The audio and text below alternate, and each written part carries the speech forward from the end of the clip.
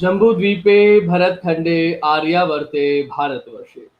Jambu talks देखने वाले हमारे सभी दर्शकों का बहुत बहुत स्वागत, अभिनंदन। मैं हूं आपके साथ निधीश गोयल, करता हूं आप सभी का यथोचित अभिवादन। बनावटी मुसलमान, ये एक श्रृंखला चल रही है। इसका पूरा नाम है सच्चे मोमिनों का हक बारते बनावटी मुसलमान। बहुत कुछ व्यंग्यात्मक भी कहा जा रहा है, जिस व्यंग्य को ठीक से समझने की आवश्यकता है। और समझ जाएंगे तो ये भी समझ पाएंगे कि किस कारण से ये बात करनी पड़ रही है और आखिर ऐसा क्या है जिसको जानना हमारे लिए जरूरी है। आज का विषय अपने आप में बहुत महत्वपूर्ण है। आज आज इस श्रृंखला का चौथा एपिसोड है। मैं आपको बताता चलूं कि जो पांचवा एपिसोड होगा वो प्रश्नोत्तर सत्र होगा। जी हाँ, Q&A सेशन। आप चाहेंगे तो अपने प्रश्न हमें उस समय लाइव कार्यक्रम के दौरान, वो लाइव कार्यक्रम होगा, प्रीमियर नहीं होगा, तो उस समय तो पूछ ही सकते हैं। उसके साथ साथ आप हमें अपने प्रश्न जो है वो ईमेल पर भी लिख सकते हैं। तो ईमेल करिएगा, प्रश्न लिखिएगा। कुछ प्रश्न हमें कमेंट बॉक्स में भी लिख सकते हैं, जैसा आपको ठीक लगे बेहतर होगा। आज का विषय है मुस्लिम राष्ट्र के भिन्न भिन्न आधार किस कारण से, और साथ में ये भी है कि क्या इस्लाम की राज्य संबंधी अपनी कोई दृष्टि है भी, या फिर ये लगातार बस चलता चला जा रहा है और कैसे चल रहा है इसके बारे में किसी को ठीक तरीके से कुछ पता नहीं है। तो चलिए आज इन्हीं सब के बारे में जानकारी कर लेते हैं। आप सभी से निवेदन है कि ये जम्बू टॉक्स है, ये जम्बू थॉट्स है। इस विचार को पूरे अधिकार के साथ ग्रहण कीजिए। आपने अगर अब तक हमारे चैनल को सब्सक्राइब नहीं किया है, डू सब्सक्राइब द चैनल। बगल वाली घंटी दबाएं, बेल आइकन एक्टिवेट करें, जिससे हमारे सभी नोटिफिकेशन आप तक पहुंच सके। और हाँ, वीडियो को अधिकाधिक शेयर जरूर कीजिए, लाइक करें, जिससे कि इस अभियान में आप हमारे हर तरीके से समर्थक सहयोगी सिद्ध हो सके। आइए स्वागत करता हूं हमारे बीच पधारे हुए हर बार की तरह गुरुजी प्रोफेसर रामेश्वर मिश्र पंकज जी। आपका बहुत बहुत स्वागत। नमस्कार। नमस्कार निधीश जी, नमस्कार। आज हम लोग दो बातों पर विचार करेंगे। पहला तो ये कि मुस्लिम राष्ट्र राज्य यानी नेशन स्टेट जो अनेक हैं तो बहुत से, लेकिन उनमें से 12 या 15 जितना समय रहा, उनका उदाहरण देके हम ये बताएंगे कि अलग अलग मुस्लिम नेशन स्टेट में क्या मान्यताएं हैं, क्या तो उनका घोषित लक्ष्य है, क्या उनका राष्ट्रगीत है, और क्या उनमें एकता है सब में या भिन्नता है, यह बताएंगे। और उसके बाद जो इससे अधिक महत्वपूर्ण बात है, लेकिन उस महत्वपूर्ण बात को हम बाद में इसलिए बताएंगे कि पहले उसके प्रमाण स्वरूप ये विभिन्नता या विभेद दिखाएंगे। तो ये बताएंगे कि क्या इस्लाम में राज्य की कोई धारणा है, क्योंकि अगर राज्य की कोई धारणा इस्लाम में है तो फिर संसार में जितने मुस्लिम नेशन स्टेट हैं उनका सबका फर्ज बनता है कि वो उस पर अमल करें और केवल उसी पर अमल करें, तभी वो मुसलमान कहलाएंगे। लेकिन अगर ऐसा नहीं है तो फिर जो वर्तमान स्थिति है वो उचित है, क्योंकि फिर हर नेशन स्टेट ने अपने अलग अलग लक्ष्य घोषित कर रखे हैं और फिर भी वो मुस्लिम नेशन स्टेट कहा जाता है, माना जाता है। तो इस स्थिति को समझने की आवश्यकता है। तो सबसे पहले लेते हैं जिसके कारण इस्लाम की पहचान है और जिसके कारण सारे संसार में लोग मान के चलते हैं कि इस्लाम का स्रोत है अरब। तो उस अरब क्षेत्र का पहले लेंगे। अरब में इस समय जो सबसे बड़ा नेशन स्टेट है वो है सऊदी अरब। ये जो सऊदी अरब है, इसके विषय में जानना चाहिए कि इसके क्या लक्ष्य हैं। तो जो सऊदी अरब नेशन स्टेट है, पहले तो ये जान लें कि उत्तरी अरब और दक्षिणी अरब में बहुत ज्यादा फर्क है। जो दक्षिणी अरब है उसमें पानी था और उत्तरी अरब मरुस्थल है। दक्षिणी अरब में करियत अल्फा नाम का एक व्यापारिक नगर था पहले भी, उस समय जिस समय मोहम्मद साहब हुए, और पानी भी खूब था। और दक्षिणी अरब में सबसे अधिक सनातन धर्म की व्यंजक मूर्तियां मिली हैं, भित्ति चित्र मिले हैं। और भारत का तथा भारतीय उस समय जो भारत के अंतर्गत पारसी क्षेत्र था उसका बहुत अधिक प्रभाव दक्षिणी अरब में पाया गया है। अब यूरोपीय लोगों की 19वीं शताब्दी के उत्तरार्ध और 20वीं शताब्दी के उत्तरार्ध में पहली बार दुनिया की ठीक से जानकारी बढ़ी। बड़ी मेहनत की उन लोगों ने उस जानकारी को पाने के लिए, लेकिन साथ ही अपनी आदत से मजबूर होकर अथवा किसी हीन भावना या कुंठा से भरकर अथवा किसी षड्यंत्र के कारण, अब क्या कारण है ये विवेचना का विषय है। मेरा मानना है कि हीन भावना और कुंठा से भरकर उन्होंने क्या किया कि दुनिया भर की पुरानी सभ्यताओं को एक तो उनके नाम बिगाड़ने शुरू किए, या शायद उनकी जीभ गड़बड़ है, उनसे बोलते नहीं बनता, शुद्ध उच्चारण नहीं आता उनको अपने से भिन्न भाषाओं का, या तो ये कारण है, या समझ ही नहीं है। छोटे छोटे इलाके में उनके यहाँ अलग अलग सभ्यताएं थी तो दुनिया को वैसे ही देखा, और एक ही क्षेत्र की एक ही सभ्यता को हर थोड़े कालखंड के बाद या तो राजा के नाम से या उस समय के किसी अन्य विशेषता के नाम से अलग अलग नाम दे दिया। तो इन लोगों ने दक्षिणी अरब की जो उस पहले की सभ्यता है उसको किंदा नाम दे दिया है। अब ये जो किंदा सभ्यता जिसे अंग्रेज लोग और यूरोपीय लोग कहते हैं, अंग्रेज, फ्रेंच, जर्मन सभी, डच और स्वीडिश सभी लोग, पुर्तगीज, स्पेनिश सभी लोग किंदा कहते हैं। तो जो दक्षिणी अरब में जो एक प्रमुख किंदा शासक हुए हैं वो थे अमीर उल कैश। वहां शासकों को अमीर कहा जाता था। तो अमीर उल कैश मतलब उस समय धनी थे, एक तरह से शासक तो थे ही नहीं, एक मुखिया होते थे अपने इलाके के सम्मानित व्यक्ति। तो अमीर उल कैश स्वयं एक प्रख्यात कवि थे और वो उन्होंने विभिन्न देवी देवताओं की मूर्तियों की, सनातन धर्म की काफी प्रशंसा की है। उसका साहित्य उपलब्ध है संयोगवश। दक्षिणी अरब में कवियों का बहुत अधिक सम्मान था, कवियों कवियत्रियों का। तो और उन्हीं लोगों के द्वारा हमें किंदा साहित्य से पता चलता है कि दक्षिणी अरब के लोगों को तब तक अपने वचन के पक्के होने पर बहुत गौरव था। जैसे अपने यहाँ है ना कि प्राण जाई पर वचन न जाई, तो वचन के बड़े पक्के होते थे और विश्वासघात को घृणा और तिरस्कार से देखते थे और देवियों देवताओं की पूजा करते थे और ये जानते थे कि ये सभी देवी देवता वस्तुतः एक ही परम सत्ता की अलग अलग अभिव्यक्तियां हैं। जैसे भारत में भी लोग जानते हैं, कोई किसी को ये भ्रम नहीं है कि बहुत सारे परम शक्तियां हैं। सब जानते हैं परम शक्ति, परम सत्ता एक ही है। उसके अनेकों रूपों में उसकी अभिव्यक्ति हो सकती है, उसकी साधना हो सकती है, उसकी सिद्धि हो सकती है, उसकी पूजा हो सकती है, और सबका लक्ष्य परम सत्ता को जानना है क्रमशः चरणबद्ध रूप से। तो इस दक्षिणी अरब में 5वीं शताब्दी ईस्वी की एक देवी की कांस्य प्रतिमा मिली है पुरातत्व विभाग को। अब जिसे कुरैत अल्फा कहा जाता है उसे उस समय काही घाट कहा जाता था। जाहिर है भारतीय नाम है।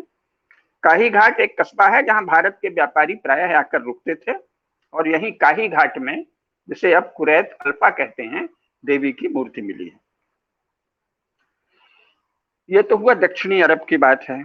और जो उत्तरी अरब है, क्योंकि दक्षिणी अरब में बहुत से छोटे छोटे इलाके आते हैं जिसमें किंदा, तामीम, असद, फजर, उकेल, नज्द, हनीफा, मदीस, नजरान, मुराद, हमदान आदि शामिल है। ये सब अलग अलग कबीलों के इलाके हैं जिनमें आपस में जमकर लड़ाइयां होती रहती थी। और दक्षिणी अरब की सबसे संपन्न जाति थी यमन।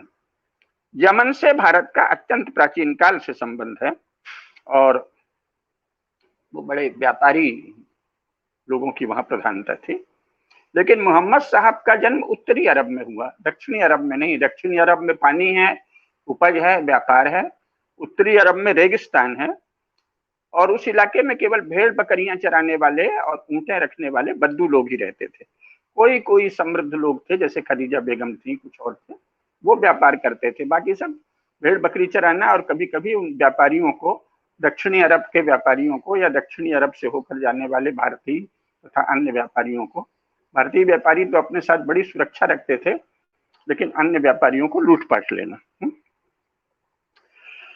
अच्छा, लूट का साधन उस समय तक बर्छी, तलवार और भाले यही थे, ये जानना चाहिए। आधुनिक अर्थ में कोई AK-47 नहीं थी, ये भी ध्यान रखना चाहिए, क्योंकि वो शिक्षा के कारण भारतीय बच्चों को, नई पीढ़ी में ये सब ध्यान ही नहीं रहता कि कौन सा शस्त्र कब से विकसित हुआ। वो समझते हैं सदा से ही बाकी दुनिया में तो AK-47 है और मोर्टार है और मशीन गन है और तोपें हैं, और भारत में धनुष बाण और तलवार है।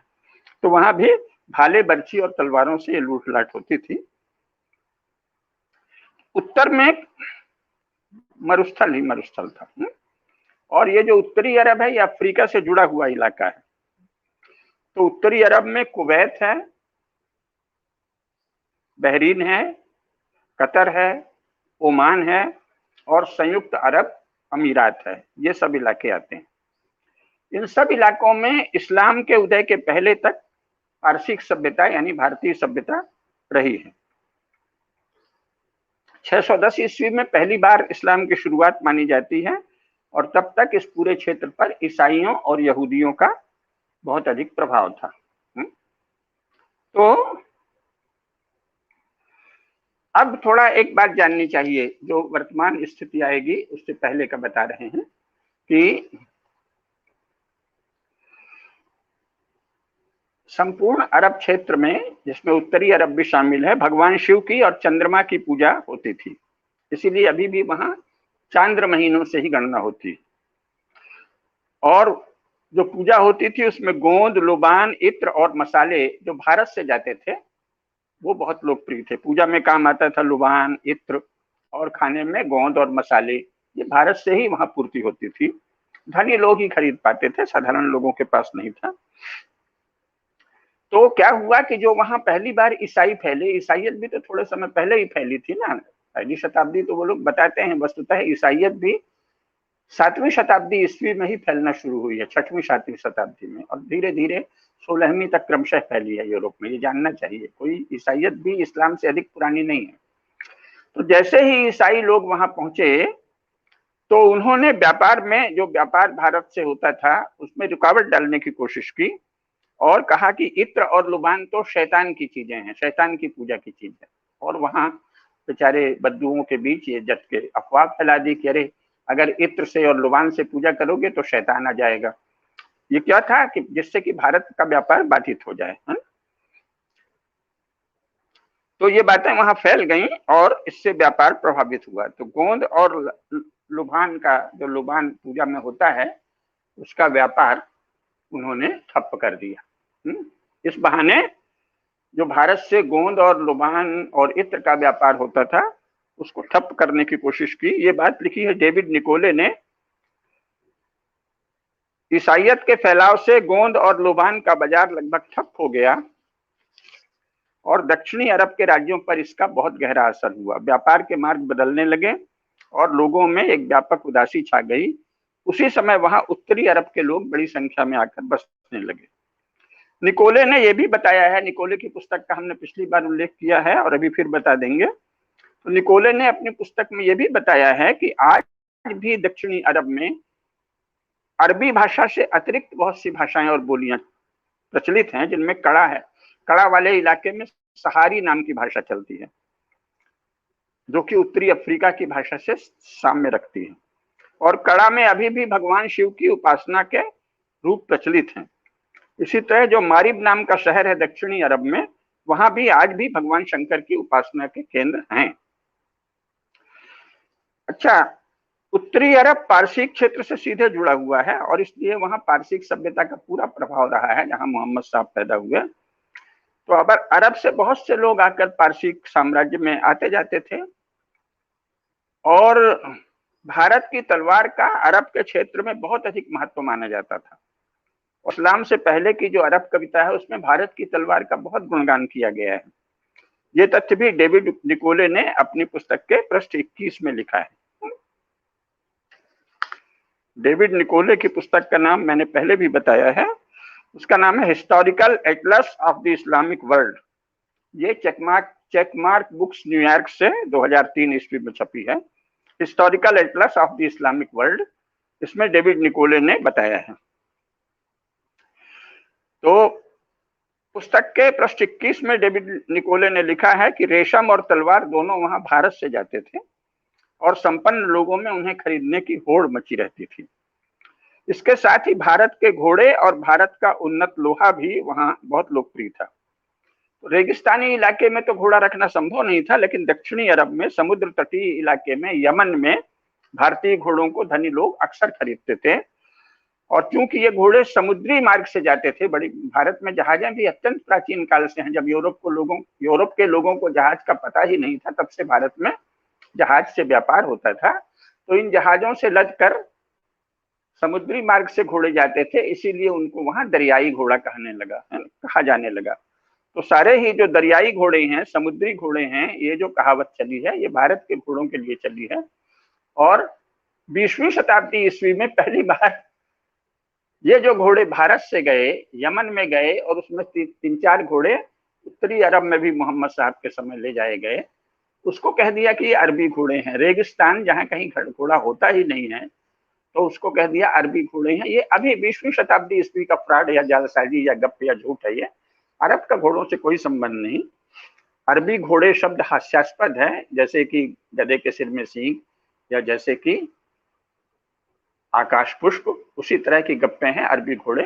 ये भारत के ही घोड़े थे, जिन्हें पहले दरियाई घोड़ा कहा जाने लगा, और 20वीं शताब्दी ईस्वी में योजना पूर्वक, जो हम आगे बताएंगे, अंग्रेजों, फ्रेंचों आदि ने, यूरोपीय ईसाई लोगों ने भारत को बिलिटिल करने के लिए, छोटा करने के लिए उसे ही अरबी घोड़ा कहना शुरू किया। अरब में कोई घोड़ा होने की संभावना ही नहीं थी।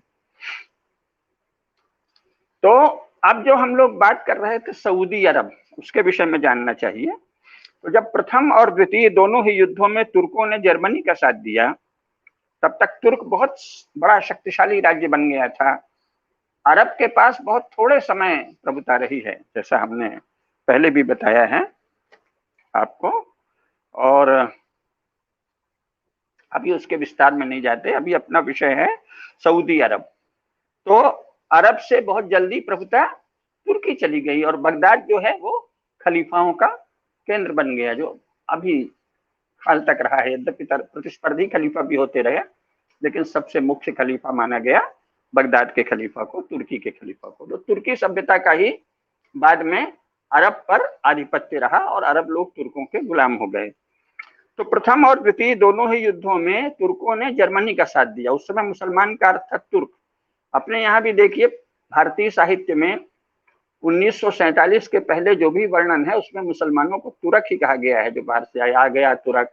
अकबर को भी तुरक कहा है, चगताई तुरक, बाबर चगताई तुरक, हुमायूं चगताई तुरक, खुरासानी तुरक, यानी जो जहां से आया या है, जहां का रहने वाला है। भारतीय क्षेत्र में भी जो लोग मुसलमान बन जाते थे, तो उनको प्रायः तुरक कहा जाने लगता था। तो प्रथम और द्वितीय दोनों युद्धों में तुर्कों ने जर्मनी का साथ दिया। इससे क्या हुआ, इंग्लैंड और फ्रांस भयंकर रूप से तुर्की से चिढ़ गए। हालत ये हुई थी कि तुर्की और जर्मनी, तुर्क बहुत ही महान योद्धा जाति है, तो और जर्मन भी महान योद्धा जाति हैं, तो तुर्की और जर्मनी दोनों के मिलने से इंग्लैंड और फ्रांस बर्बादी के किनारे आ गए थे, बर्बादी के कगार पर आ गए थे। भारत की सेनाओं ने जाकर इन दोनों की रक्षा की, नहीं तो ये नष्ट ही होने वाले थे। तो इसीलिए देखिए आप, तुर्की क्षेत्र में जो भी लड़ाइयां हुई हैं, उसमें भारतीय सेनाएं हैं, और भारत के राजाओं की, चाहे वो जैसलमेर महाराजा हो, चाहे जोधपुर और बीकानेर नरेश हो, बीकानेर नरेश की भेजी हुई ऊंटों का रिसाला गया। तो तुर्कों से लड़ने का दम केवल भारतीय सैनिकों में था, क्योंकि तुर्क या तुरुष्क भी प्राचीन भरतवंशी क्षत्रिय हैं। तो भरतवंशियों से भरतवंशी योद्धा ही लड़ सकते हैं। तो तुर्कों से कौन लड़ा? तुर्कों से भारत की सेनाएं लड़ी। इंग्लैंड और फ्रांस की ये हिम्मत नहीं थी कि तुर्कों से लड़ते, तो हमारे राजाओं से भी उन्होंने मदद मांगी, हमारे राजाओं ने उनको मित्र भाव से मदद की भी। तो तुर्की को हराया भारत की सेनाओं ने, इंग्लैंड और फ्रांस की रक्षा करते हुए। तो इसके बाद क्या हुआ कि भारतीय सेनाओं के सहयोग से, विशेषकर द्वितीय महायुद्ध में विजय के बाद, इंग्लैंड और फ्रांस ने अमेरिका के साथ मिलकर विश्व के अनेक देशों का टेबल में बैठ के कागज बिछा के, जैसा प्रोफेसर कुसुम लता केडिया जी ने कई बार समझाया है अच्छे से, यूं ही टेबल में बैठकर 5-6 बड़े लोगों ने कागज में कुछ भी नक्शे खींच दिए कि ये इलाका तुम्हारा है, ये इलाका तुम्हारा है, ये इनको हम अलग नेशन स्टेट बना रहे हैं। जब तेल का पता चला, तो छोटे छोटे तेल के इलाकों में अलग अलग मुस्लिम नेशन स्टेट बना दिए। तो ये सब कब हुआ है? द्वितीय महायुद्ध के बाद। किसने बनाया है? इंग्लैंड, फ्रांस और अमेरिका ने। कैसे बनाया है? इनके प्रमुखों ने टेबल पर बैठकर, कागज खींचकर, 5-6 लोगों ने आपस में चर्चा करके, मुख्यतः 4 लोगों ने आपस में चर्चा करके कि देखो ये ऐसे करो, इससे हम लोगों का हित होगा, ये ऐसे बटेंगे। तो वर्तमान में जो भी अरब क्षेत्र है, जो भी मुस्लिम नेशन स्टेट हैं, उनका निर्माण किसने किया है? इंग्लैंड, फ्रांस और संयुक्त राज्य अमेरिका ने, जिसमें स्टालिन की भी सहमति थी, है ना। रूसी नेता की, क्योंकि स्टालिन भी बाद में जर्मनी के विरुद्ध इंग्लैंड और फ्रांस के साथ हो गया था। तो फिर क्या हुआ, अब ये लोग सोचे कि ये जो तुर्की साम्राज्य है इसको ठिकाने लगाना है, ये हार गया है, तो इसको मजा चखाने के लिए जैसे उन्होंने भारत का बंटवारा किया उसी तरह उन्होंने तुर्की का भी बंटवारा किया। तो तुर्की के विरुद्ध उन्होंने खड़ा करना शुरू किया छोटे छोटे इलाकों में, और वहां तथाकथित राष्ट्रीयता की भावना, नेशनलिटी की भावना, जो कि इस्लाम में कहीं है ही नहीं। वहां तो संपूर्ण मुसलमानों को एक कहा गया है, मुसलमान भाईचारे की बात है, इस्लाम में केवल मुस्लिम भाईचारे की बात है। इन्होंने नेशन स्टेट की भावना अलग अलग इलाकों में इंग्लैंड और फ्रांस ने फैलाई अपनी शिक्षा के द्वारा, अपने यहाँ कुछ लोगों को लाकर लंदन में पढ़वाकर। और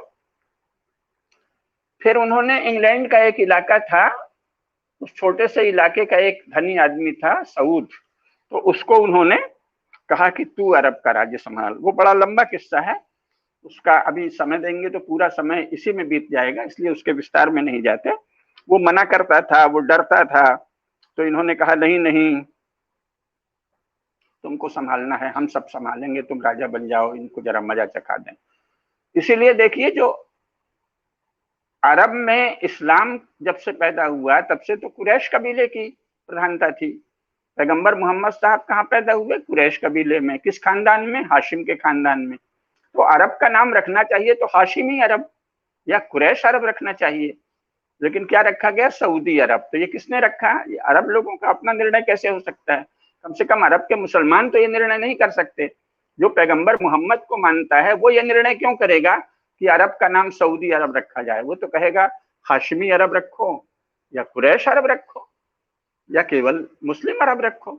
लेकिन इन्होंने क्या नाम रखा उसका? सऊदी अरब। तो ये इंग्लैंड और फ्रांस और अमेरिका की चालें हैं। इनके संरक्षण में 20वीं शताब्दी ईस्वी में पहली बार सऊदी अरब नेशन स्टेट 20वीं शताब्दी के उत्तरार्ध में बना है। ये सदा ध्यान रखने की बात है, यानी अभी 100 वर्ष नहीं हुए सऊदी अरब नेशन स्टेट को बने हुए। और उसी समय तुर्की से बदला लेने के लिए पहली बार इंग्लैंड, फ्रांस और अमेरिका ने, जिसमें रूस की भी सहमति थी, मिलकर यह योजना बनाई कि इस्लाम और अरब को पर्याय प्रचारित कर दो। तो जहां जहां इस्लाम है उसको लोग कहने लगे अरब का प्रभाव। भारत में भी कह दिया अरबों ने आक्रमण किया। और उनके जो इंग्लैंड, फ्रांस और अमेरिका के चेले हैं भारत में, जो अपने को कम्युनिस्ट कहते हैं, मुझे लगता है ये कम्युनिस्ट भी इंग्लैंड, फ्रांस और अमेरिका की योजना से अपने को कम्युनिस्ट कहते हैं, क्योंकि इसमें तो केवल रूस का कोई हित नहीं है इनको अरब कहने में। इंग्लैंड, फ्रांस और अमेरिका के दलाल के रूप में इन्होंने सारे ही मुसलमानों को अरब कहना शुरू कर दिया। और क्या कहा कि अरब लोग आए भारत में, अरबों ने आक्रमण किया, भारत में अरब आए। जो भी मुसलमान भारत के क्षेत्र का भी रहने वाला है उसे अरब कहने लगे। तो इस्लाम और अरब को पर्याय पहली बार प्रचारित किया।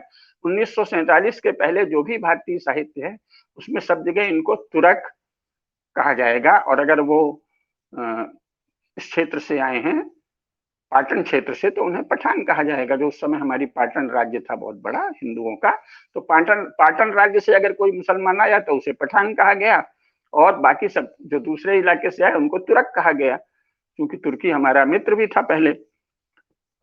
तो इस्लाम और अरब को किसने प्रचारित किया? एक इंग्लैंड, फ्रांस और अमेरिका ने। तो ये हुआ सऊदी अरब का किस्सा।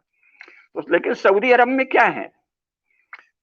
तो ये सदा ध्यान रखिए कि मध्य पूर्व में अपने सैनिक और राजनीतिक लक्ष्यों को पाने के लिए इंग्लैंड, फ्रांस और अमेरिका ने तुर्की की पहचान मिटाने के लिए, और तुर्की की मुस्लिम पहचान को गौण स्थान मिले और मुसलमानों के नाम से अरब का प्रभुत्व दिखे। यद्यपि बेचारे अरब तो शताब्दियों गुलाम रहे हैं, लेकिन इस्लाम और अरब को पर्याय बताया जाए ये, और धीरे धीरे तुर्की के प्रभुत्व को लोगों के चित्त से अंतरराष्ट्रीय स्तर पर मिटा दिया जाए, इसलिए सऊदी अरब को खड़ा किया। अब सऊदी अरब क्या है इसको जरा सा समझ लें। अब्दुल अजीज इब्न अब्दुल रहमान अल सऊद नाम के एक व्यक्ति हैं जिन्हें इब्न सऊद कहा जाता है। इब्न सऊद ने 1902 ईस्वी में रियाद में एक छोटी सी जागीर बनाई और मध्य अरब में दक्षिणी नजद की राजधानी रियाद को घोषित कर दिया। धीरे धीरे इब्न सऊद ने अपने आसपास की जगह पर भी कब्जा कर लिया और इंग्लैंड और फ्रांस के इशारे पर काम करने लगे। फिर उन्होंने अपने पंथ के प्रवर्तक अब्दुल वहाब के प्रति मजहबी श्रद्धा रखते हुए वहाबी पंथ के संस्थापक को अपना गुरु मान लिया और इब्न सऊद जो हैं वो वहाबी बन गए। इब्न सऊद ने वहाब से वादा किया था कि हम अपने लड़ाकू लोगों के साथ सदा आपकी सेवा में उपस्थित रहेंगे। इसका मूल इस्लाम से कोई संबंध नहीं। वहाब स्वयं को इमाम कहते थे, शिया थे, इमाम थे, और वे राजनीतिक तथा मजहबी दोनों क्षेत्रों में अपने ही पंथ के सबसे बड़े अधिकारी थे। यानी शिया अलग है, सुन्नी अलग है, और ये वहाब एक अलग पंथ बन गया। वो इस्लाम का नाम तो लेता रहा, लेकिन ये पूरी तरह अलग पंथ। फिर नज्द पर अपनी पकड़ मजबूत करने के बाद सऊद ने शेष अरब में भी अपना प्रभाव फैलाया और अलग अलग कबीलों के मुखिया लोगों से मैत्री संबंध बनाए। सुन्नियों से इनका झगड़ा चलता रहा, टकराहटें होती रही, और वहाबियों ने लड़ाकुओं का एक अच्छा खासा समूह बना लिया और करबला पर तथा मक्का और मदीना पर आक्रमण करने लगे। सुन्नियों ने भी उसका उत्तर दिया। अब 1922 ईस्वी तक उस्मान खानदान का तुर्की पर शासन था। तो अंग्रेजों ने पहले तो क्या किया, उस्मान को ऑटोमन कह दिया, और आज सब भारत के बहुत से पढ़े लिखे लोग कहते हैं ऑटोमन साम्राज्य, ऑटोमन साम्राज्य। ऑटोमन नाम का कोई व्यक्ति कभी नहीं हुआ, उस्मान वंश का शासन था। उस्मान का नाम बिगाड़ कर यूरोपीय ईसाइयों ने ऑटोमन कर दिया, तो कह दिया ऑटोमन साम्राज्य है। तो इन्होंने क्या किया, बहुत योजना पूर्वक इसी प्रकार एक तो तुर्की का नाम बिगाड़ दिया, तुर्की की पहचान मिटाने की कोशिश की, ऑटोमन उस्मान के साम्राज्य को ऑटोमन कह दिया और तुर्की को ऑटोमन एम्पायर कहने लगे, ऑटोमन साम्राज्य कहने लगे, जबकि क्या था, वो उस्मान वंश था और तुर्की साम्राज्य था। फिर तुर्की की वर्णमाला को भी उन्होंने जबरन अपने एजेंट शासकों के द्वारा तुर्की में शिक्षा नष्ट की, वर्णमाला की शिक्षा नष्ट की, है ना। और ये तुर्की में बगावत अंग्रेजों की प्रेरणा से हुई है 1922 ईस्वी के बाद, और कहा कि नहीं नहीं, एक स्वाधीनता का दौर है, जैसे भारत में भी बहुत से लोगों ने कहा ना, और हमको तो गणराज्य चाहिए, तो हमको ये खलीफा अलीफा का शासन नहीं चाहिए। तो ये क्या हुआ, तुर्की गणराज्य बन गया। अब एक और वो वहां खलीफा का शासन मिटाने की प्रेरणा दे रहे थे, अंग्रेज लोगों ने तुर्की में खलीफा का शासन मिटाने की प्रेरणा दी ताकि दुनिया भर में मुसलमानों का एक केंद्र नहीं रहे। और दूसरी ओर भारत में चूंकि हिंदू बहुत ही शक्तिशाली सत्ता बनकर सदा से ही थे, उस समय फिर उभरते दिख रहे थे, तो उनको अपना प्रतिस्पर्धी लगा कि ये हिंदू चेतना अगर जग गई, तो बार बार वो देखते थे, गौरक्षणी सभाओं के समय ही घबरा गए थे, हिंदू चेतना जगी तो हमको भारत से जाना पड़ेगा।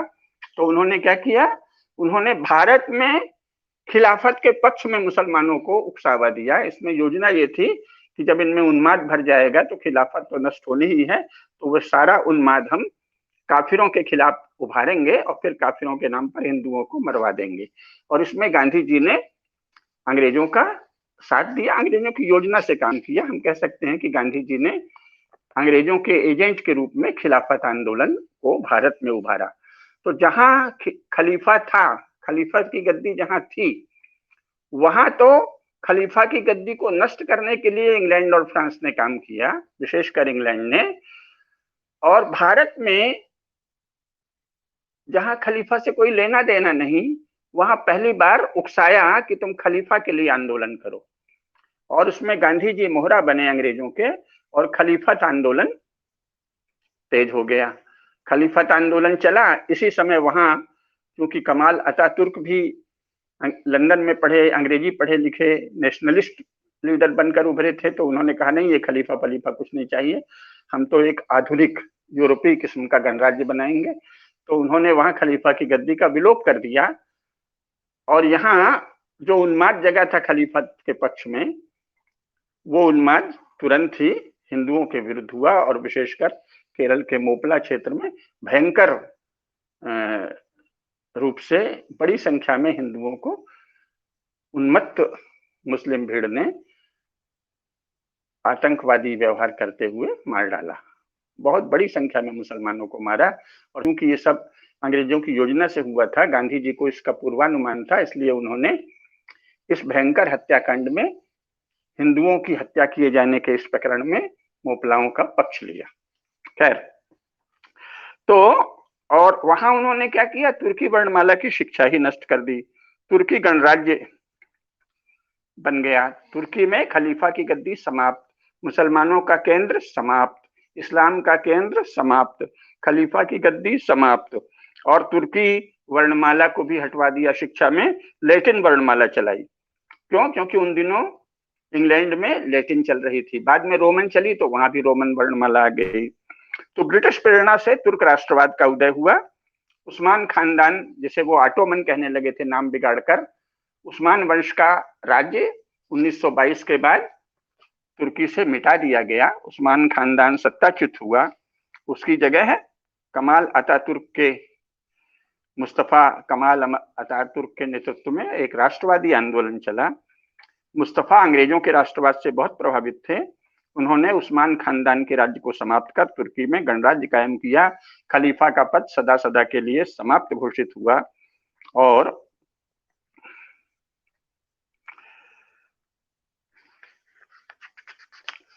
कमाल अतातुर्क जो है वो प्रथम महायुद्ध में ही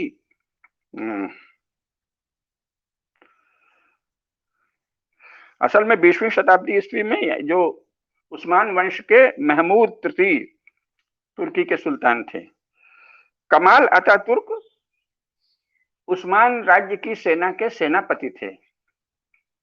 यानी उस्मान वंश का, जिसे ऑटोमन कहते हैं अंग्रेज लोग और यूरोपीय ईसाई लोग, उस ऑटोमन साम्राज्य के एक सेनापति थे कमाल अतातुर्क, और उन्होंने तुर्की की कई मोर्चों पर विजय दिलाई थी प्रथम महायुद्ध में।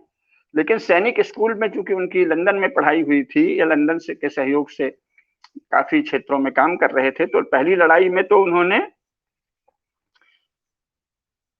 अंग्रेजों और फ्रेंच के विरुद्ध लड़ाई की, लेकिन प्रभावित वो कोई दलाल नहीं थे गांधी जी या किसी और की तरह। वो वस्तुतः इंग्लैंड में शिक्षा पाने के कारण, सैनिक स्कूल में शिक्षा पाने के कारण इंग्लैंड और यूरोपीय नेशन स्टेट से बहुत प्रभावित थे। तो उन्होंने अपने देश में भी वैसा ही नेशन स्टेट बनाने का संकल्प लिया, और प्रथम महायुद्ध की समाप्ति के बाद 1922 ईस्वी में तुर्की में गणराज्य स्थापित कर दिया, और तुर्की में राष्ट्रवादी आंदोलन बड़े पैमाने पर मुस्तफा कमाल अतातुर्क ने फैलाया।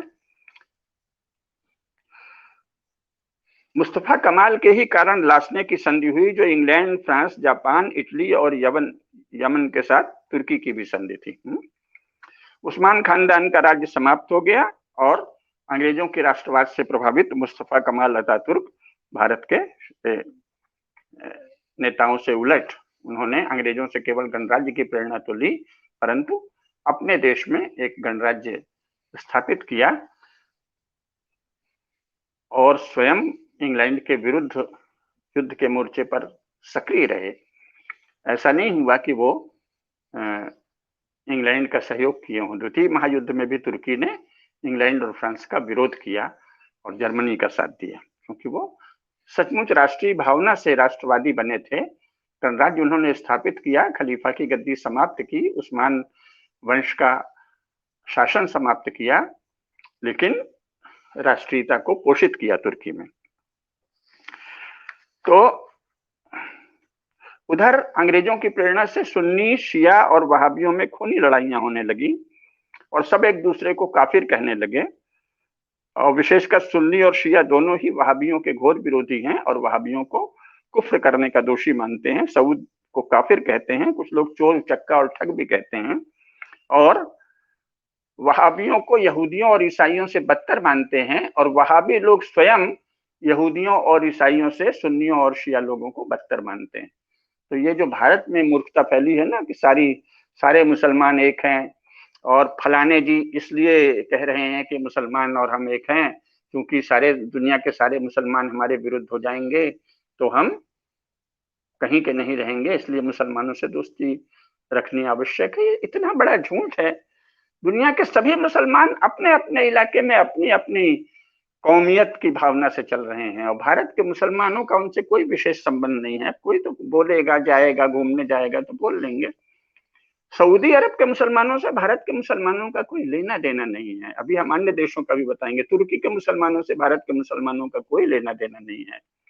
तो ये कहना कि लोग, इस समय कई तथाकथित हिंदुत्ववादी नेता भी मुसलमानों को अपने हिंदुओं के समान ही अपना आदमी जो कह रहे हैं, वो उनके अपने कोई राजनीतिक कारण होंगे। लेकिन उसके पक्ष में जो लोग ये तर्क देते हैं कि दुनिया में मुसलमान बहुत बड़ी संख्या में हैं, तो मुसलमानों को तो पटाकर रखना पड़ेगा, प्रेम से रखना पड़ेगा। प्रेम से तो सबसे रहना ही चाहिए, मनुष्य मात्र के साथ प्रेम से रहना चाहिए। लेकिन संसार के मुसलमान एक है, ये संसार का सबसे हास्यास्पद, सबसे बड़ा झूठ है। तो सऊदी अरब के मुसलमान जो हैं, उसमें सऊदी अरब के जो वहाबी हैं, जो वर्तमान में शासक हैं, वो कहते हैं कि ईसाई, यहूदी और हिंदुओं को भी वो कहेंगे, हिंदू हमारे अधिक मित्र हैं, अधिक आत्मीय हैं। हिंदुओं से सऊदी अरब की स्वाभाविक मैत्री है, और वो चाहते हैं कि सुन्नी और शियाओं को हिंदू लोग जरा तिरस्कार करें। तो सुन्नियों और शियाओं को वहाबी लोग काफिर कहते हैं, दुष्ट कहते हैं, नास्तिक कहते हैं, और सुन्नी और शिया लोग वहाबी को चोर, उचक्का, ठग और काफिर कहते हैं। तो ब्रिटेन ने इन टकराहटों का खूब लाभ उठाया और तुर्की के विरुद्ध इब्न सऊद को पहले छिपी मदद करता रहा और फिर बाद में खुलकर मदद करने लगा। और ब्रिटेन की मदद से और ब्रिटेन की रणनीति को स्वीकार करते हुए सऊद ने अरब के अलग अलग कबीलों के मुखिया लोगों से अलग अलग मैत्री की और हिजाज, असीर और जौब में बड़े पैमाने पर लूट की। अंग्रेज तुर्की से सीधे भिड़ने में डरते थे, इसलिए ऊपर से उससे मैत्री दिखाते थे, भले वो जर्मनी के साथ चला गया। और इसीलिए प्रथम महायुद्ध के प्रारंभ में भारत के ब्रिटिश अधिकारियों ने सऊद घराने को अपने विश्वास में लिया, जैसे भारत में कई राजाओं को विश्वास में लिया और गांधी जी और नेहरू जी को अंग्रेजों ने एक साथ भारत के बहुत से राजाओं को विश्वास में लिया और गांधी जी और नेहरू जी को विश्वास में लिया। ये तो उनकी कूटनीति में तो अंग्रेजों ने इधर पिछले 100 वर्षों में, 150 वर्षों में अद्भुत महारत दिखाई है, अद्भुत प्रावीण्य दिखाया है, अद्भुत सफलता दिखाई है। यद्यपि भारत में अत्यंत प्राचीन काल से कूटनीतिक कौशल रहा है, लेकिन वर्तमान आधुनिक इतिहास में 150 वर्षों में अंग्रेजों के राजपुरुषों ने, साधारण अंग्रेज तो बेचारा आस्थावान ईसाई है, सीधा साधा है, भोला भाला है, ये उसको भी ठगते हैं। लेकिन ईसाई कूटनीतिज्ञों ने, अंग्रेज कूटनीतिज्ञों ने कूटनीति में और छल में और वचन भंग में और विश्वासघात में अद्भुत महारत दिखाई है।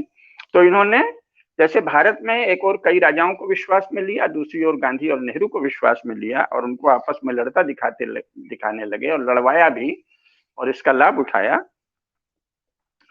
उसी तरह वहां भी लिया और इंडिया ऑफिस जो बना है, भारत के ही सबसे ज्यादा वहां कागजात रखे जाते थे, उसमें इंडिया ऑफिस में लॉर्ड क्रिए थे। उन्होंने 1914 में प्रथम महायुद्ध जिस समय शिखर पर था उस समय लिखा, हमें एकजुट अरब नहीं चाहिए, हमें कमजोर और बिखरा हुआ अरब चाहिए जो अनेक जागीरों में बटा हुआ हो और उनमें से हर जागीर हमसे वैसी ही संधि करे जैसी भारत के राजाओं ने हमसे कर रखी है। तो हमें वस्तुतः उन्हें एकजुट भारत नहीं चाहिए, एक भारत नहीं चाहिए, अखंड भारत नहीं चाहिए और एकजुट अरब भी नहीं चाहिए। किनको? अंग्रेजों को। तो उन्होंने कहा कि जैसे हमने भारत के राजाओं से अलग अलग संधियां कर रखी हैं, ऐसे ही अरब के अलग अलग इलाकों में हमको नेशन स्टेट बनवाकर उनसे संधियां करनी है और ये देखना है कि ये आपस में कभी एकजुट न हो पाए और वो मिलकर हमारे लिए एक बफर का काम करते रहें।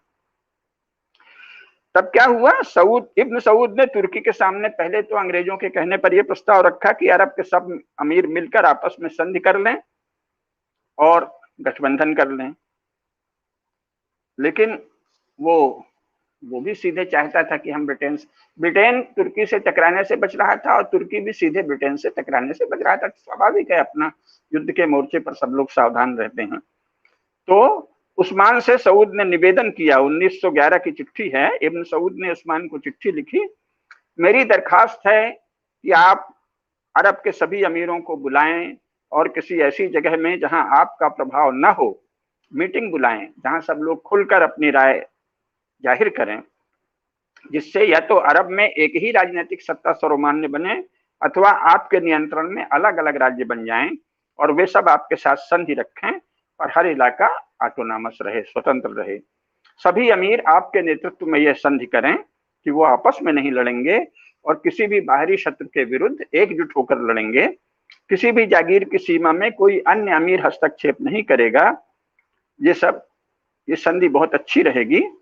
तो उस्मान ने इब्न सऊद का अनुरोध अस्वीकार कर दिया कि तुम्हारी हैसियत क्या है और तुम कहाँ हमको ये भेज रहे हो, और कहा कि तुम अंग्रेजों की सिखाई चाल चल रहे हो, ये उस्मान का उत्तर है, और तुम फितना कर रहे हो। इब्न सऊद को उस्मान ने, जो उस समय खलीफा थे, मुसलमानों के अंतरराष्ट्रीय खलीफा उस्मान ने इब्न सऊद को लिखा कि तुम अंग्रेजों की सिखाई चाल चल रहे हो और फितना कर रहे हो, ये फितना बंद कर दो और हमारी खिदमत में हाजिर हो, ऐसा खलीफा का हुक्म है।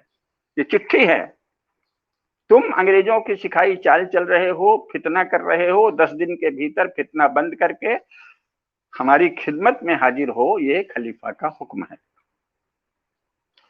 अब खलीफा का हुक्म आते ही इब्न सऊद बहुत घबरा गया और वो ब्रिटेन की शरण में पहुंचा।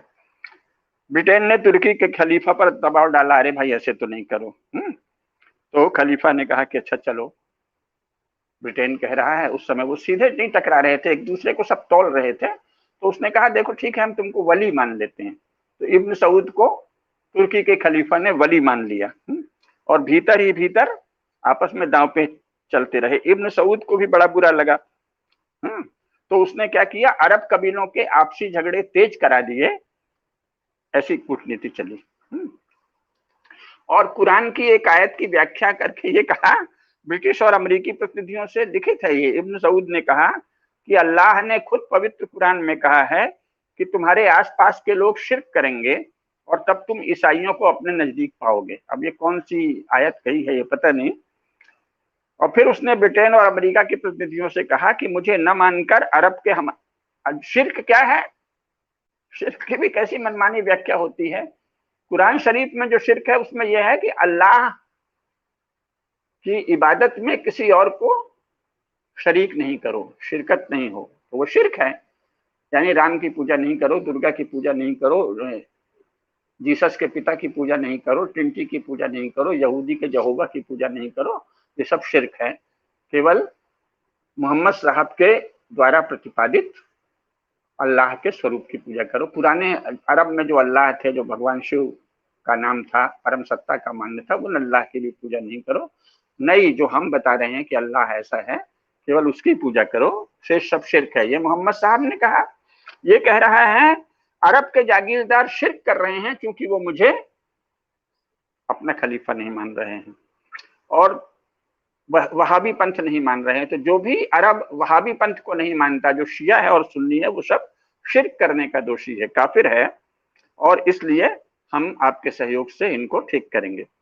तो तुर्की के खलीफा और मक्का के शरीफ और बाकी सब लोग अपने को मुसलमान कहते तो हैं, पर वो काफिर हैं और हमारे विरुद्ध हैं, जबकि इस्लाम तो मुस्लिम भाईचारा सिखाता है। देखिए सब राजनीतिक लोग कैसे एक शब्द का वो कहता है, देखो इस्लाम तो भाईचारा सिखाता है, मुस्लिम भाईचारा, और ये जो मक्का के शरीफ हैं और तुर्की के खलीफा के साथ ये मिलते जुलते नहीं है।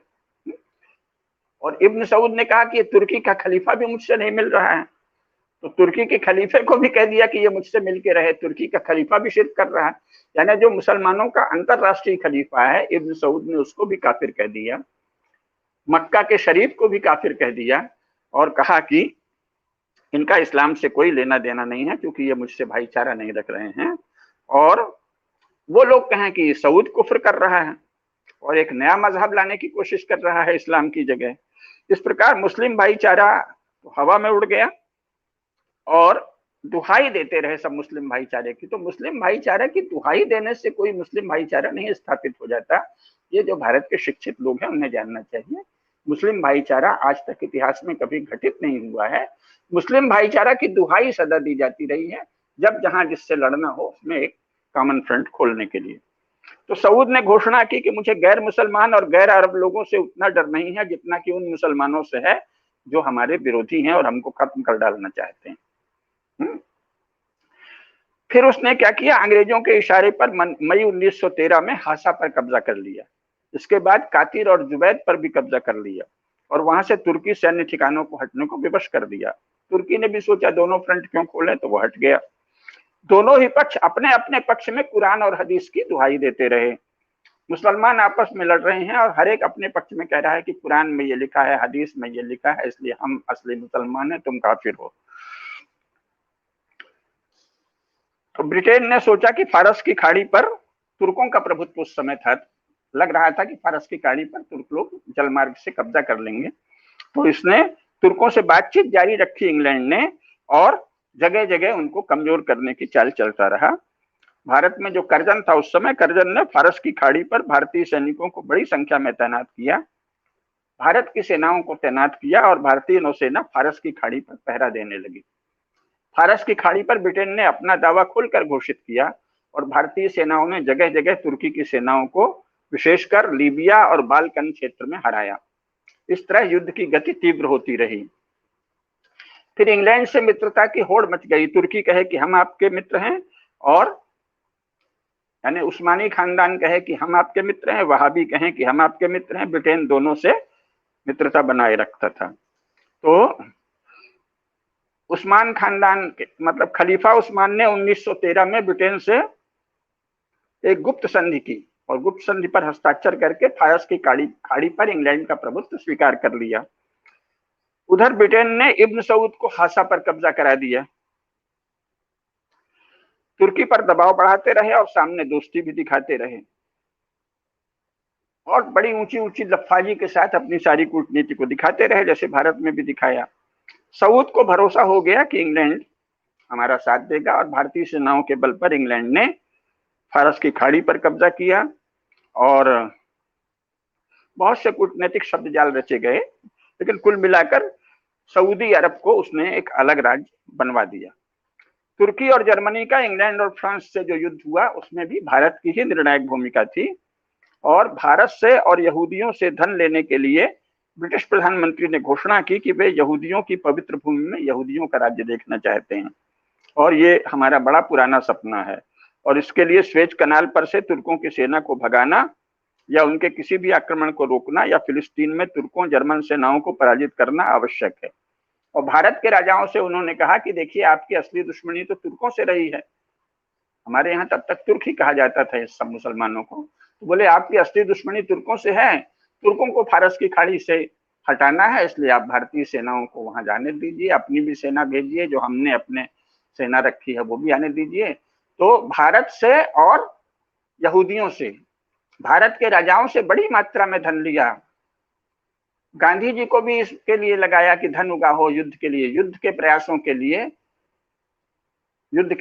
के लिए गांधी जी ने भारत में खूब धन मांगकर अंग्रेजों को दिया और भारत के राजाओं ने भी बहुत सा धन अंग्रेजों को दिया कि फारस की खाड़ी से तुर्कों को भगा दो और अपनी सेनाएं भी भेजी। भारतीय सेना गई, भारतीय राजाओं की भी सेना गई और जो अंग्रेजों के अधीन भारतीय सैनिक थे वो भी गए और वहां से उधर से सऊदी अरब से भी उसने सहायता ली और यहूदियों से बड़ी मात्रा में धन लिया। तो बहुत संपन्न यहूदियों से खूब धन लिया, जिससे कि वर्ल्ड वार में हमको सहायता मिले, शक्ति मिले। तो इस तरह यहूदियों से, भारत के राजाओं से और गांधी जी के जरिए भारत के लोगों से खूब सा धन लेकर अंग्रेजों ने अपनी राजनीति जारी रखी। भारत के राजाओं ने और ब्रिटिश भारतीय खजाने से भी इसके लिए बहुत धन दिया गया और यहूदियों ने भी बहुत धन दिया इस तरह। और बीकानेर की ऊंटों की सेना ने तुर्कों को रेगिस्तान में हरा दिया। फिर अब अक्टूबर 1914 में इंडिया ऑफिस लंदन से एक तार भेजा गया कि ब्रिटेन इस्लाम का और अरब लोगों का परंपरागत मित्र है। इब्न रशीद को तुर्की का समर्थन प्राप्त है, उससे निपटने के लिए हमें इब्न सऊद को भरपूर मदद देनी होगी। तब तक मक्का के शरीफ और अन्य लोगों को अस्पष्ट वायदों के साथ जोड़े रखा जाए और ऐसा किया जाए कि इब्न सऊद हमारे मित्र बने रहें और इब्न सऊद से कहा जाए कि हमारे निर्देश के बिना तुम कोई कदम नहीं उठाओ। ब्रिटेन के संकेत पर कुवैत के शेख ने इब्न सऊद को कुछ चिट्ठियां लिखी और बताया कि ब्रिटिश सरकार के अधिकारी उससे शीघ्र ही संपर्क करेंगे। और तमाम तरह की लफाजी चलती रही कि अरब के पवित्र क्षेत्र की पवित्रता बनाए रखी जाएगी, मजहब और इबादत की आज़ादी का आदर किया जाएगा, ब्रिटिश सरकार वचनबद्ध है। और उधर इब्न सऊद से भी पत्राचार किया जाता रहा। इब्न सऊद के लोग मक्का और मदीना पर आक्रमण करते रहे और अंत में युद्ध की समाप्ति के बाद संपूर्ण अरब क्षेत्र का स्वामित्व तुर्कों से छीनकर इंग्लैंड, फ्रांस और संयुक्त राज्य अमेरिका ने इब्न सऊद को दे दिया। और इब्न सऊद ने उस अरब क्षेत्र का नाम ही सऊदी अरब रख दिया। कुरैश अरब नहीं, हाशिम अरब नहीं, मुस्लिम अरब नहीं, सऊदी अरब, यानी अपने खानदान के नाम से सऊदी अरब का नाम रख दिया। इस तरह ब्रिटिश पहचान, यानी ब्रिटिश कूटनीति ने तुर्की की पहचान मिटाने की कोशिश की और कमजोर और विभाजित अरब ब्रिटिश शासन का लक्ष्य था, जो बन गया। तो हिजाज को भी कुरैशों से छीनकर सऊद को दे दिया और सऊदी अरब बना दिया। और तुर्की में उधर खलीफा पद समाप्त करने की प्रेरणा इंग्लैंड के राष्ट्रवाद से प्रेरित कमाल अतातुर्क मुस्तफा को दी गई। उन्होंने खलीफा पद भी समाप्त कर दिया। जब खलीफा का पद तुर्की से समाप्त हुआ तो मक्का के शरीफ ने खुद को खलीफा घोषित कर दिया, लेकिन अन्य लोग तो उनको माने नहीं। फिर इब्न सऊद संपूर्ण अरब के नजद और हिजाज का किंग बने। पहले 8 जनवरी 1926 को, फिर 23 सितंबर 1932 को समस्त अरब क्षेत्र के किंग घोषित कर दिए गए और 1932 से इस क्षेत्र का नाम सऊदी अरब हो गया। तो सऊदी अरब जो है वो ईसाइयों और यहूदियों को अपना अधिक नजदीक मानता है, हिंदुओं को भी अपना अधिक नजदीक मानता है बनिस्बत शियाओं और सुन्नियों को। ये जानना चाहिए। भारत के जो शिक्षित लोग हैं लेकिन कुछ पढ़ते लिखते नहीं, और वो कहते हैं कि नहीं नहीं मुसलमानों को खुश रखना जरूरी है, मुसलमानों की नाजायज मांग को भी मानना जरूरी है, मुसलमानों का हिंदुत्व पर आक्रमण भी मानना जरूरी है, क्योंकि मुस्लिम बहुत बड़ी शक्ति हैं, उन्हें ये सब तर्क जानना चाहिए। अब ये एक, इसमें बहुत ज्यादा समय लग रहा है, हम ये जल्दी जल्दी करेंगे। सऊद ही उसके बाद खलीफा बन गए, ठीक है ना। और जबकि स्थिति क्या थी, 1 जनवरी 1920 को इब्न सऊद को Order of the Indian Empire नाम दिया गया था, यानी भारतीय साम्राज्य का ही अंग अरब भी है। ये इंग्लैंड ने चाल चली थी, सोचा था हमारा रहेगा। तो 1 जनवरी 1920 को इब्न सऊद को Order of the Indian Empire नाम दिया गया था। Order of the Indian Empire का ग्रांड कमांडर, क्या कहा, Grand Commander of the Order of the Indian Empire, ये नाम किसको दिया 1920 में, इब्न सऊद को। उसी को GCIE कहते हैं। ये केवल मानद उपाधि है, इससे कुछ लेना देना नहीं है। भारत के बहुत से राजाओं को भी उन्होंने GCIE दे रखा है। आपको पुराने हमारे यहाँ रीवा के नरेश हैं, ग्वालियर नरेश हैं, बीकानेर आदि के भी नरेश, बहुत से लोग अपने को GCIE लिखते हैं, जिसका अर्थ होता है Grand Commander of Order of the Indian Empire, GCIE। तो ये हुआ, GCIE दिया। फिर 1935 ईस्वी में ऑर्डर ऑफ द बाथ उपाधि दी, फिर और उपाधि दी स्पेन और अमेरिका ने। इन उपाधियों को स्वीकार करने का अर्थ मुख्य होता है कि इंग्लैंड और अमेरिका के प्रति आदर का भाव रहेगा। अब इब्न सईद के बारे में दूसरी विशेषता नहीं बताएंगे। सऊदी अरब की कुल जनसंख्या लगभग 3.5 करोड़ है और अल्जीरिया के बाद ये सबसे बड़ा उस इलाके का मुस्लिम देश है। हमारे इलाके में अलग है, इंडोनेशिया, मलेशिया, पाकिस्तान, बांग्लादेश, ये तो अभी बने हैं। तो रियाद इसकी राजधानी है, ये जानना चाहिए। तो अरब क्षेत्र के कुल मुसलमान लगभग 20 करोड़ हैं। और जैसा मैंने बताया, सऊदी अरब हिंदुओं को, यहूदियों को और ईसाइयों को अपना मित्र मानता है बनिस्बत किसके, बनिस्बत शियाओं और सुन्नियों को, ये जानना चाहिए। इसी प्रकार सूडान है, सोमालिया है। अब एक एक नहीं बताएंगे, बहुत ही, सोमालिया में भी गृह युद्ध चलाया। आपके काम की बात, अभी आज के विषय के काम की बात यह है कि कुछ इन राष्ट्रों के अलग अलग लक्ष्य बता दें। अल्जीरिया का घोष वाक्य है, जिसका अर्थ होता है हिंदी में लोगों का लोगों के लिए शासन, और उनके राष्ट्रगीत का शीर्ष वाक्य है, हम शपथ लेते हैं लोक गणराज्य की। वहां मुस्लिम शब्द अल्जीरिया के न तो राष्ट्रगीत में है और न ही घोष वाक्य है। इस प्रकार अल्जीरिया अधिकृत रूप से मुस्लिम राष्ट्र नहीं है, जबकि यहाँ गिनाएंगे कि साहब मुस्लिम राष्ट्र है। यहाँ 58 प्रांत हैं जो 1541 कम्यूनों में विभक्त हैं, और प्रशासन और शिक्षा की भाषा आज भी अल्जीरिया में फ्रेंच है। ये अरब और अफ्रीकी क्षेत्र का सबसे बड़ा मुस्लिम देश है अल्जीरिया। इसकी आबादी 4 करोड़ है। इस 4 करोड़ की सबसे बड़े, उस क्षेत्र का सबसे बड़ा मुस्लिम देश, हमारे भारतीय क्षेत्र को छोड़ दीजिए, इंडोनेशिया, मलेशिया, पाकिस्तान, बांग्लादेश वाले इलाके को छोड़ दें, तो मुख्य अरब क्षेत्र का सबसे बड़ा देश है अल्जीरिया, जिसकी आबादी है 4 क्षेत्र, जो हजारों वर्षों तक सनातन मार्ग का ही क्षेत्र रहा है, सनातन धर्म का ही क्षेत्र रहा है, सनातन धर्म के लोगों से जुड़ा रहा है, उनके द्वारा शासित भी रहा है। और आज वो फ्रेंच भाषा में अल्जीरिया शिक्षा देता है। लोगों का लोगों के लिए शासन उसका घोष वाक्य है, और हम शपथ लेते हैं लोक गणराज्य की फ्रेंच भाषा में, ये उनका राष्ट्रगीत है। इसके बाद ट्यूनीशिया है। ट्यूनीशिया भी हजारों वर्षों तक सनातन धर्म का अनुयायी रहा है। ट्यूनीशिया की कुल आबादी 1 करोड़ है, यानी जो दिल्ली राज्य से भी छोटा है, और वहां 100 से भी अधिक पंजीकृत राजनीतिक दल हैं, जिनमें 4 दल व्यापक प्रभाव रखते हैं। तो इसमें लेकिन प्राचीन सनातन धर्म की भारतीय प्रभाव की ये छाप है कि ट्यूनीशिया में 30% सांसद स्त्रियां हैं, क्योंकि स्त्री स्वाधीनता की संपूर्ण अफ्रीका में महानतम परंपरा रही है। अफ्रीका भी सनातन धर्मी रहा है, अपने ढंग से स्वतंत्र सनातन धर्मी क्षेत्र रहा है, और वहां हर सनातन धर्मी क्षेत्र में स्त्रियों की बहुत अधिक सम्मान की परंपरा है। तो ट्यूनीशिया में भी स्त्रियों का बहुत सम्मान है। इस्लाम जैसी स्थिति नहीं है, और वहां 30% स्त्रियां सांसद हैं। और उनका राष्ट्रगान है मातृभूमि के रक्षक हैं हम। ये किसका राष्ट्रगान है? ट्यूनीशिया का। इसके साथ उनका घोष वाक्य क्या है?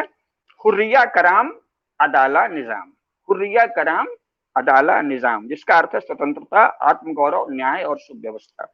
इस्लाम से इसका कोई लेना देना नहीं है। इसी प्रकार तुर्की जो है, तुर्की कोई मुस्लिम राज्य नहीं है, वो एक तरह से पंथ निरपेक्ष गणराज्य है। तुर्की में पर्दा प्रथा नहीं है। तुर्की में स्त्रियों को सनातन धर्म के अनुरूप बहुत से अधिकार प्राप्त हैं। और तुर्की पर पारसिकों के राज्य की सच्चाई को छिपाने के लिए पहले उसे सेल्जुक साम्राज्य कहा, जो कि वस्तुतः तुर्क का ही साम्राज्य था। फिर बाद में ऑटोमन साम्राज्य कह दिया, लेकिन ये सब झूठ है। तुर्क एक स्वतंत्र राष्ट्र है, और वो सनातन धर्म के तुरुष्क भरतवंशियों की तुरुष्क शाखा, तुरुष्क क्षत्रियों का शासन रहा, जो बाद में मुसलमान बन तो गए, लेकिन प्राचीन परंपरा का वहां अवशेष है। स्त्रियों को बहुत अधिक अधिकार प्राप्त हैं, शक्ति प्राप्त हैं, और पर्दा प्रथा बिल्कुल नहीं है। और जो विश्वविद्यालय हैं, 70 से अधिक विश्वविद्यालय हैं तुर्की में, वहां लड़कियों को बराबरी से प्रवेश मिलता है, और 12 वर्ष तक की सभी लड़कियों को मुफ्त शिक्षा मिलती है। पर्दा प्रथा नहीं है, और 94% तुर्की स्त्रियां सुशिक्षित हैं, ये जानना। बाल विवाह पर प्रतिबंध है, और बुर्का प्रथा तुर्की में बिल्कुल नहीं है। अल्जीरिया का हमने आपको बताया ही है ना। इसी प्रकार इजिप्ट मिस्र है। इजिप्ट मिस्र भी भारतीय सभ्यता का ही क्षेत्र रहा है, और केवल 500 वर्षों से इजिप्ट मिस्र में इस्लाम है, और वे लोग भी स्त्रियों का सम्मान करते हैं, और इस तरह से बहुत से उनमें पुराने संस्कार मौजूद हैं। फिर जैसा मैंने बताया, मिस्र में है तो वो मुस्लिम राष्ट्र, लेकिन अभी तक उसने इस्लाम को विश्व भर में फैलाने की कोई प्रतिज्ञा नहीं की है। इस्लाम का जो राष्ट्रगीत है, एक तो उसका गणराज्य का नाम ही है जमहूरियात मिस्र अल अरबिया। जमहूरियात मिस्र अल अरबिया, यानी अरब का मिस्र गणराज्य। वहां इस्लाम शब्द नहीं है, जैसा कि पाकिस्तान राज्य में है। और राजभाषा मिस्री मिली हुई अरबी है, जिसमें मिस्र की परंपरागत शब्दावली प्रचुर मात्रा में है। राष्ट्रपति प्रणाली वाला घोषित गणराज्य है, और इसके राष्ट्रपति जो हैं वो भी, और सब लोग। उसका जो राष्ट्रगीत है वो बिलादी बिलादी बिलादी। मिस्र का राष्ट्रगीत है बिलादी बिलादी बिलादी, यानी मेरा देश मेरा देश मेरा देश। राष्ट्र प्रेम से भरा हुआ है मिस्र। प्राचीन राष्ट्र होने का उसे बहुत गौरव है। तो सबसे कट्टर मुस्लिम राज्य कौन है जो अभी हिंदुओं से बने हैं? जैसे इंडोनेशिया, यहाँ अभी कुछ शताब्दियों पहले तक हिंदुओं का ही प्रभाव था, हिंदुओं का अपने ढंग से प्रभाव था, और हिंदू से मुसलमान बने लोग इंडोनेशिया और मलेशिया में 14वीं शताब्दी ईस्वी से धीरे धीरे फैले हैं। इसमें ईसाइयों का बहुत बड़ा योगदान है। उन्होंने प्रत्येक राष्ट्र की पहचान मिटाने के लिए जो वहां का दूसरा विरोधी समूह है उसको बहुत बढ़ाया। तो इंडोनेशिया में भी परोक्ष रूप से मुसलमानों को अंग्रेजों ने बढ़ाया, और हालांकि अभी भी 24 करोड़ आबादी है इंडोनेशिया की, उसमें 300 से अधिक स्वदेशी समूह हैं, और 13% लोग हिंदू धर्म, बौद्ध धर्म, ईसाइयत आदि को मानते हैं। लेकिन धीरे धीरे वहां कट्टर इस्लामी राज्य लाने की कोशिश हो रही है। मलेशिया 13 राज्यों और 3 केंद्र शासित क्षेत्रों का एक महासंग्रह है। उसका प्राचीन नाम मलय देश था जब तक वो भारत के प्रभाव में था। अभी भी यहाँ मुसलमानों की संख्या 60% हो पाई है। 40% लोग हिंदू, बौद्ध और ईसाई आदि हैं, और कुछ चीनी मूल के लोग भी हैं, और लगभग 3.5 करोड़ की आबादी वाले इस देश में केवल इसलिए इसको मुस्लिम देश कहा जाता है कि 60% हो गए हैं। जब तक 50% थे तो मुस्लिम देश नहीं कहा जाता था। कथा सरित सागर और जातक कथाओं में इस मलय देश को भारत का ही क्षेत्र कहा गया है। इंडोनेशिया, मलेशिया सब भारत क्षेत्र हैं। हमारे यहाँ श्री विजय साम्राज्य हुआ है जिसका यहाँ शासन था। शैलेंद्र वंशी हिंदू सम्राटों का शासन रहा है मलेशिया में, और उनके समय ही यहाँ बहुत उन्नति हुई है। हिंदू संस्कृति सब जगह फैली है। बोर्नियो में प्राचीन शिलालेख मिले हैं जहाँ हिंदू संस्कृति के साक्ष्य मिले हैं। समय हो गया इसलिए जल्दी जल्दी कर रहा हूँ। और ब्राह्मणों को गोदान और भूमिदान का उल्लेख मिलता है। सभी प्रमुख हिंदू देवी देवताओं की मूर्तियां और मंदिर अवशेष हैं। 15वीं शताब्दी ईस्वी के बाद धीरे धीरे यहाँ इस्लाम फैला है। श्री विजय साम्राज्य की 9 सेनाओं ने भारत से लेकर मलेशिया तक अपना साम्राज्य फैलाया था, और बहुत ही प्रतापी शासन था। पुर्तगालियों, डचों और अंग्रेजों ने वहां श्री विजय साम्राज्य को छलबल से कमजोर किया, और उसे कमजोर करने के लिए, मलय देश की मूल पहचान मिटाने के लिए वहां इस्लाम को बढ़ावा दिया। तब भी अभी भी मलेशिया में भगवान शिव, माता पार्वती, नंदी, गणेश, कार्तिकेय, विष्णु और लक्ष्मी की मूर्तियां तथा अन्य हिंदू अवशेष मिले हैं। एक पर्वत पर विष्णु मंदिर के भग्न अवशेष मिले हैं। बोर्नियो में मिले प्राचीन शिलालेखों में ब्राह्मणों को मिले भूदान और गौदान का उल्लेख है, और सभी हिंदू देवी देवताओं की मूर्तियां मिली। इसी तरह पाकिस्तान जो है वो भी अंग्रेजों ने अपने एजेंट गांधी जी और नेहरू जी को विश्वास में लेकर बनवाया है। इसमें कोई मुस्लिम नाम की कोई अलग शक्ति ने पाकिस्तान का निर्माण नहीं किया है, उनकी कोई हैसियत नहीं थी। और पाकिस्तान में न तो मिस्र जैसा संविधान है, न सऊदी अरब जैसा, न अल्जीरिया जैसा, न ट्यूनिशिया जैसा। उसकी बजाय पाकिस्तान के संविधान की प्रस्तावना क्या कहती है? देखिए, जो कल तक हिंदू क्षेत्र था, जब वहां अंग्रेजों ने और गांधी और नेहरू ने मिलकर मुस्लिम शासन बना दिया, कट्टर मजहबी शासन, तो उस क्षेत्र में एक मुस्लिम राज्य बना। वही संविधान सभा जिसने भारत के लिए पंथ निरपेक्ष गणराज्य की संस्तुति की, उसी संविधान सभा की एक अन्य शाखा पाकिस्तान का संविधान बनाने वाली बनी। दोनों की नियुक्ति भारतीय वायसराय ने ही की थी। पाकिस्तान के संविधान की प्रस्तावना कहती है कि यह संपूर्ण विश्व और ब्रह्मांड अल्लाह का है, और पाकिस्तान के लोगों को यह अधिकार प्राप्त है कि वे अल्लाह के द्वारा दिए गए निर्देशों के अनुसार अपना अधिकार अपनी शक्ति भर इस संपूर्ण विश्व में लागू करें। और इसीलिए पवित्र कुरान और सुन्ना के अनुसार इस्लाम के निर्देशों का और उपदेशों का पालन करते हुए हम पाकिस्तान के मुसलमान अल्लाह के हुक्म का पालन करेंगे और दुनिया में उनकी हुकूमत को कायम करने में अपनी शक्ति भर अपनी भूमिका का निर्वहन करेंगे। इसलिए पाकिस्तान एक इस्लामिक गणराज्य है। तो पाकिस्तान का गणराज्य एक तरह से खुलेआम विश्व के विरुद्ध, लेकिन विश्व से लड़ने की उसकी ताकत नहीं है, तो भारत के विरुद्ध, हिंदुओं के विरुद्ध, और जब मौका लगे तो ईसाइयों, यहूदियों आदि के विरुद्ध भी युद्ध की घोषणा करता है। इसी प्रकार बांग्लादेश भी कट्टर मजहबी राज्य है। संविधान के प्रारंभ में ही, बांग्लादेश के संविधान के प्रारंभ में लिखा है बिस्मिल्लाह अर्रहमान अर्रहीम, अर्थात दयालु और उपकारी अल्लाह के नाम से हम शासन प्रारंभ करने की घोषणा करते हैं। और अल्लाह पर ईमान लाते हुए और उनके हुक्म पर संपूर्ण विश्वास रखते हुए शासन करने की घोषणा करते हैं। तो ये सब लोग एक तरह से गैर मुसलमानों के साथ युद्धरत होने की घोषणा जरा पोशीदा शब्दों में, परोक्ष रूप में करते हैं। इसी तरह अफगानिस्तान भी घोषित मजहबी विस्तारवादी राज्य है, ये जानना चाहिए।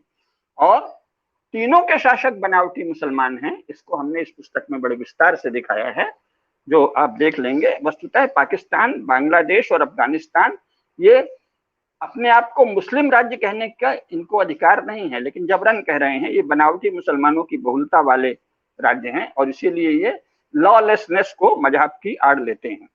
तो इस प्रकार जैसा हमने बताया कि संसार में इतने सारे मुस्लिम देश हैं, कोई तो पक्के राष्ट्रभक्ति से संचालित हैं, मातृभूमि प्रेम से संचालित हैं।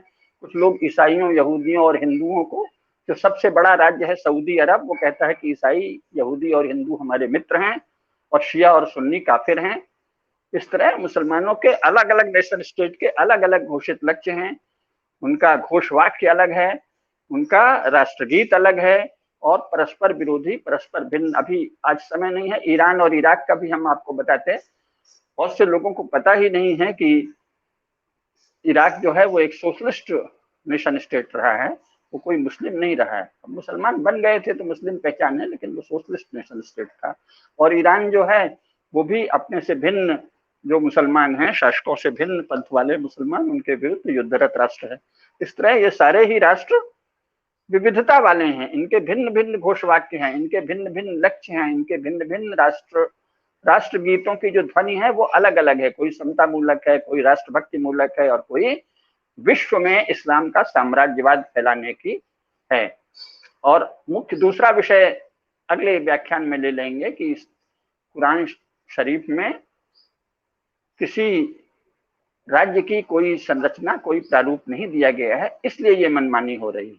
इसीलिए इन पर यह अभियोग भी नहीं लग सकता कि आप पूरी तरह कुरान में बताए हुए के अनुसार राज्य नहीं चला रहे हैं, क्योंकि कुरान में राज्य की कोई अवधारणा दी ही नहीं है। कुरान में खलीफा का अर्थ होता है मुखिया, जो अपने इलाके का मुखिया हो। वस्तुतः कुरान शरीफ को पढ़ने पर पता चलता है कि वो केवल अरब क्षेत्र में, विशेषकर उत्तरी अरब में सुख शांति रखने के लिए मोहम्मद साहब ने कुछ उपदेश दिए थे। उसमें जो उस इलाके की संस्कृति थी, जो समाज की संरचना थी, उसमें जो मुखिया यानी प्रधान, जैसे ग्राम प्रधान होता है, ऐसे खलीफा बहुत छोटे, क्योंकि 5000 तो कुल आबादी थी। मोहम्मद साहब के समय जो उत्तरी अरब है, जो उनका क्षेत्र है हिजाज और नज्द, उसकी कुल आबादी 5000 या 6000 थी, ऐसे अलग अलग अनुमान है। तो 5-6 हजार लोगों का एक खलीफा, ये खलीफा की अवधारणा है। बादशाह जो है ये कुरान में कहीं नहीं है, अरब का शब्द नहीं है। बादशाह फारसी भाषा का शब्द है, फारसी भाषा का शब्द है। तो बादशाह की, राजा की, शासक की, राज्य की कोई भी अवधारणा कुरान में नहीं दी गई है। इसलिए जो जहाँ के लोग मुसलमान बनते हैं वो दूसरों के साथ लूटमार, माले गनीमा, मनमानी करने के लिए तो इस्लाम की दुहाई देते हैं, परंतु वस्तुतः वो अपने ही यहाँ की परंपरा को बड़ी सीमा तक अपने मनमानी रूप में चलाते रहते हैं। ये सच है।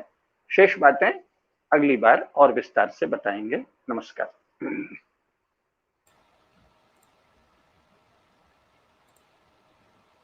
जी गुरु जी, बहुत धन्यवाद आपका कि जो बातें आपने आज कही हैं कि जिस तरीके से अरब की बात, तुर्की की बात, भारत की बात कैसे यहाँ पर मिलती है और किस तरीके से लोग इन्हें प्रोपोगेट करते हैं। मैं दर्शकों को एक बार फिर से ध्यान दिलाना चाहूंगा, क्योंकि आज 4 एपिसोड्स इस श्रृंखला के पूरे हुए हैं कि सच्चे मोमिनों का हक मारते बनावटी मुसलमान। ये एक बहुत बेहतरीन पुस्तक है जिसे हम सभी को पढ़नी चाहिए। खास तौर पे ये कार्यक्रम देख रहे हैं, ये पुस्तक आपको अमेज़न पर भी अवेलेबल हो जाएगी और मैं कोशिश करूंगा कि इसका लिंक अपने डिस्क्रिप्शन में दे पाऊं और सभी एपिसोड्स में इस पुस्तक का लिंक हम देने की कोशिश करेंगे। मैं आज ही इसका काम करता हूं और जो भी एपिसोड देखेंगे तो आपको वो लिंक अवेलेबल होगा और आपको पुस्तक क्रय करें और उसके बाद में इसे पूरा पढ़ें। इस श्रृंखला से संबंधित कोई प्रश्न आपके हो तो लिख करके भेजिएगा, क्योंकि अगला कार्यक्रम हम लाइव करेंगे अगले गुरुवार को और उस लाइव में लाइव चैट के दौरान आप अपने प्रश्न पूछ सकते हैं। ईमेल करिएगा, वो प्रश्न आप पूछ सकते हैं। तो ये बहुत अच्छा रहेगा हम सभी के लिए। मुझे लगता है कि आज के कार्यक्रम में काफी कुछ हुआ है। दर्शकों का प्रतिक्रिया आनी स्वाभाविक है, जरूर दीजिएगा। मैं एक बार फिर से सभी दर्शकों का बहुत बहुत धन्यवाद ज्ञापित करता हूँ और धन्यवाद देता हूँ। गुरु जी आपका भी नमस्ते। नमस्कार। ठीक है, प्रश्नोत्तर का क्रम रखेंगे अगली बार अवश्य। हाँ जी ठीक।